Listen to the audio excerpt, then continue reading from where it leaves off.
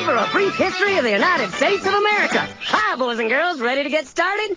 Once upon a time, there were these people in Europe called pilgrims, and they were afraid of being persecuted.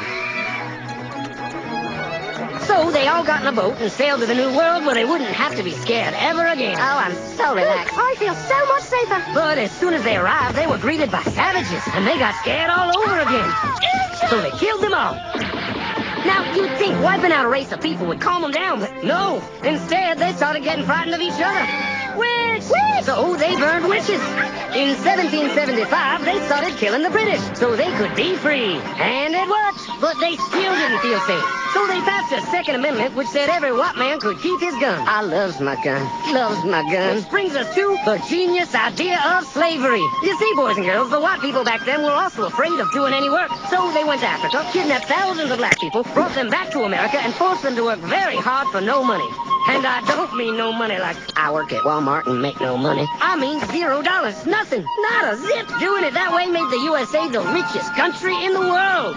So did having all that money and free help calm the white people down? No way. They got even more afraid. That's because after 200 years of slavery, the black people now outnumbered the white people in many parts of the South. Well, you can pretty much guess what came next. The slaves started rebelling. There were uprisings. An old master's head got chopped off. And when white people heard of this, they were freaking out and going, I want to live. Don't kill me, big black man. Well, just in the nick of time came Samuel Colt, who in 1836 invented the first weapon ever that could be fired over and over without having to reload. And all the southern whites were like, yeehaw! But it was too late. The North soon won the Civil War and the slaves were freed. Yep, they were free now to go chop all the old masters' heads off. And everybody was like, oh no, we're gonna die. But the freed slaves took no revenge. They just wanted to live in peace. Hence the white people of this. So they formed the Ku Klux Klan. And in 1871, the same year the Klan became an illegal terrorist organization, another group was founded, the National Rifle Association. Soon politicians passed one of the first gun laws, making it illegal for any black person to own one. It was a great year for America, the KKK and the NRA. Of course, they had nothing to do with each other, and this was just a coincidence. One group legally promoted responsible gun ownership, and the other group shot and lynched black people. And that's the way it was all the way to 1955, when a black woman broke the law by refusing to move to the back of the bus. White people just couldn't believe it. Well, I won't say no. What's going on? Man, all hell broke loose. Black people everywhere started demanding their rights, and white people had a major freaky fear meltdown. And they were all like, run away! Run away!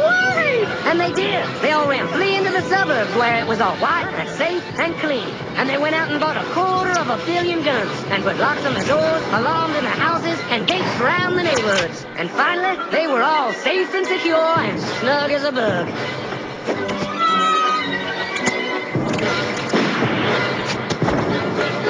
And everyone lived happily ever after.